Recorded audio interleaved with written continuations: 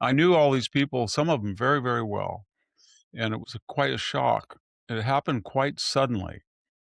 In the case of Tucker, I think I was on his show for 7 years every Monday night. I saw no shred of that, and then all of a sudden, I think 70% of his shows now are Netanyahu or Israel. It's disturbing because it lowers the bar of the acceptable. Why Israel and not these other nefarious actors in the shadows? And the answer is pretty obvious. It's an age-old plague of anti. That's my belief. Why are some of Trump's biggest supporters suddenly turning on him and on Israel over this war? It's an interesting question because they're on record, I would say, supporting 90% of his agenda, whether it's open, the closing of the border. So in this particular issue, they've not only focused on it, but they have made it the the exemplar or the turning point of everything. In other words, if he doesn't agree with them on this one particular issue, then they nullify all of their lifetime conservative advocacies. So you're right to ask why it seems inexplicable. If he had said, well, I don't want to get into the transgender mess, I'll just let that go, would they have done the same? I don't think so. They say that he ran on an end to forever wars, or what he called endless wars, but that was defined by the 20-year misadventure in Afghanistan, the 8-year problems in Iraq. And the closest we have seen up until this war, I mean, it was a one-off on Soleimani, on Baghdadi. It was about 3 weeks bombing ISIS. Maduro was one day, 26 hours going in during the 12-day war to take out the nuclear facilities in June of 2025. We have no ground troops in there. The Israelis have deployed probably 300 aircraft.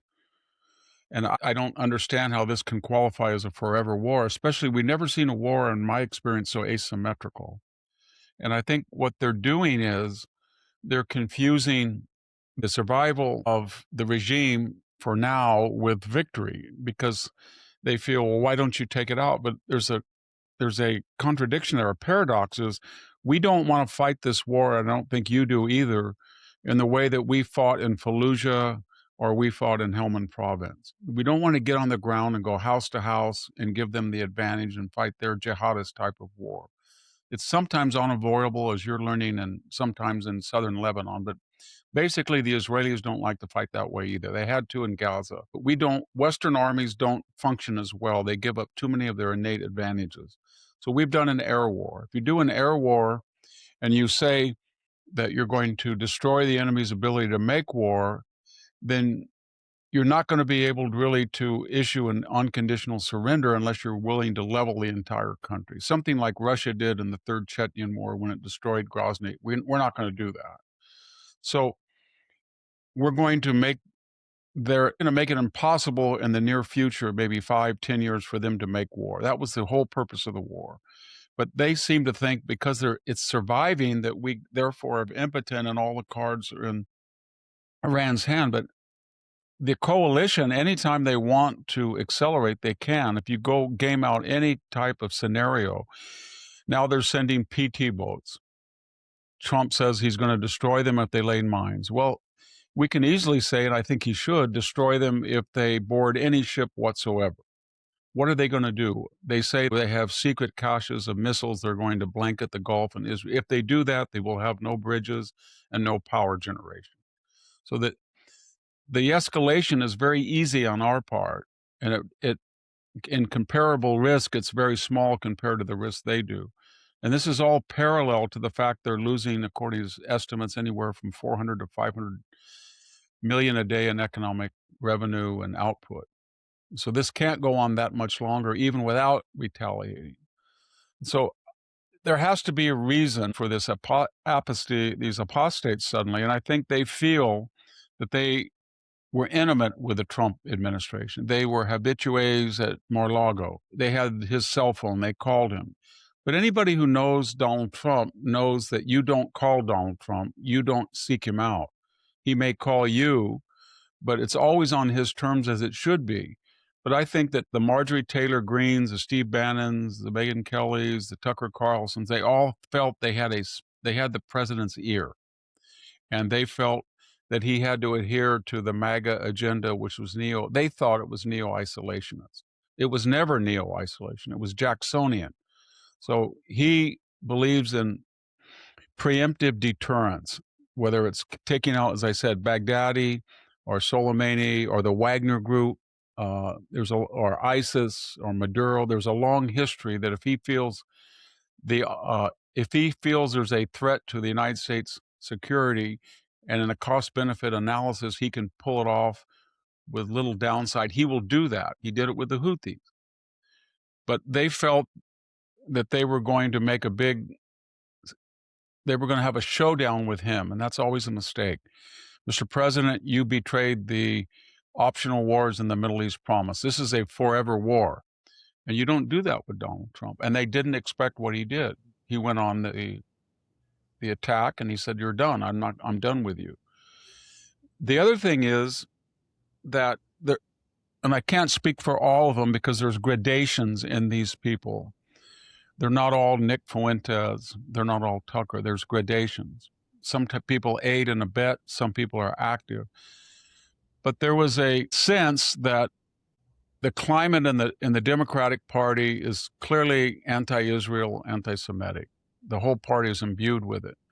And they feel that the institutions, that not the political power, military power, but the cultural power of the United States is democratic and leftist and moving in that direction. I'm talking about the LA Times, Washington Post, New York Times, Atlantic, PBS, NPR, Network News. All of that culture is now anti-Israel, and it's even moving and the universities are anti-Semitic. And they feel that that's where, and what I mean by that is now Tucker's having Jeffrey Sachs on, or now people on the left are praising these people. And I think they felt they were out in the wilderness and they had taken a risk by identifying with Trump, and he didn't do what they wanted, and they thought they had more influence with him than they did. And they made demands on him, which was suicidal. And they felt that the mood of the country was moving in this direction, and they were going to piggyback on this direction. And they were also, and it's happened, they are being praised now by the left.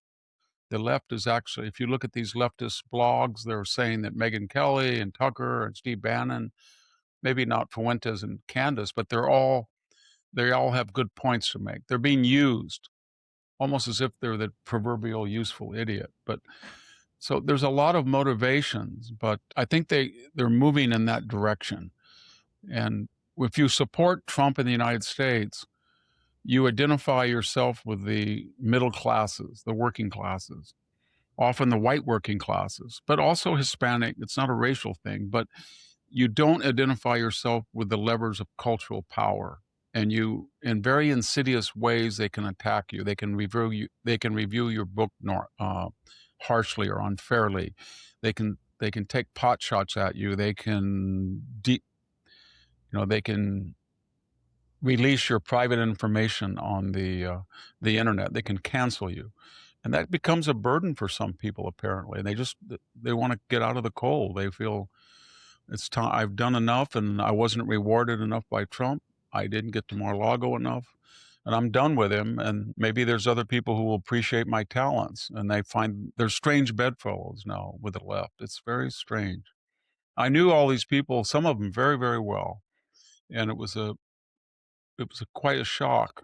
It happened quite suddenly. In the case of Tucker, I think I was on his show for 7 years every Monday night. I saw no shred of that. And then all of a sudden, we started to see Daryl Cooper, the World War II crackpot. And then we would see this crazy mayor in Bethlehem. And then there were indications. And then the more that apparently that was popular, or they got notoriety, then I think 70% of his shows now are Netanyahu or Israel. And so it's disturbing because it lowers the bar of the acceptable. And now we are kind of in a 1930s mood where we have the Father Coughlins and the Lindberghs saying the Jews are going to get us into World War II. It requires everybody to speak up about it. If you ask these people, like I have when I've had discussions with them, well, why don't you focus on the Gulf? I don't happen to believe the Gulf Council of Six Nations got us into this war, but if you're going to make the argument that somebody did in terms of the amount of money given universities and foreign investment, usually a country that we give money to doesn't have as much influence on us as countries that give us money. And they have given us billions of dollars. 11, they're talking about a long-term 10, $11 trillion of foreign investment. They've given universities hundreds of millions of dollars. We have Middle East studies programs that are patently anti-Israel all over the United States. So why don't you say, well, we're in the Gulf right now to protect Saudi Arabia, Oman, Qatar, da da da da da da. But nobody makes that argument. It's only Israel. So that begs the question: why Israel and not these other nefarious actors in the shadows? And the answer is pretty obvious. It's an age-old plague of anti. That's my belief. Tucker Carlson recently said that he's believed for decades that the U.S. Israel relationship was unhealthy, but the Iran war forced him to speak out. Do you think that's a legitimate concern or a complete misunderstanding Israel's role? Well, he's misunderstanding it, but he's not. He's very intelligent. I knew him very well, and he's so it has to be a deliberate distortion because if you're empirical and you say that the last 7 presidents had all said that it would be intolerable if Iran had nuclear capacity, I think Israel and the United States destroyed this myth of invincibility and showed it to be hollow and humiliated this country and did it at very little loss. The whole establishment was just dumbfounded. You can't. What happened? Well, the Iran deal. They're trying to say now the Iran deal could come back, and they're just mystified, and they're just saying the most ridiculous thing. They're winning. It's absurd. It's the most asymmetrical situation we've ever experienced. And when Tucker says, "Well, they're surviving," well, they're confusing survival with defeat. The only reason that that regime is in existence is that Israel and the United States have decided they do not want to send ground troops into Iran and march on Tehran and throw these people out of power and then do in Iraq or in Afghanistan and sit there and be targets of pot shots while they try to work with a new government. They said, no, we're going to fight this war according to Western standards of firepower and air power. And we're not going to be able necessarily to determine the type of government or when this regime falls, the type of government that would replace it. But we're going to make sure that we're going to so humiliate and destroy their ability to make war that we will sow the ground or sow the field that there can be a cultivated change. Somebody can do this later. But that's not our primary intention. That's our desire. And so everybody said, well, they're still there and they've got boats.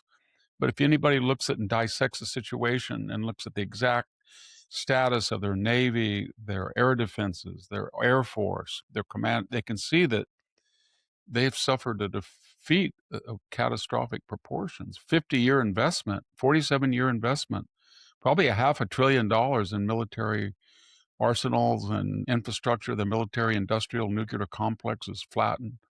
And it's not over because if they continue to try to send boats out into the Gulf, I'm sure that, or they continue to threaten Israel or the Gulf states with more missiles, I'm sure that Trump will be forced or he'll have to act. And the next time they act, I have a feeling that it's going to be more catastrophic for Iran, even in the first cycle.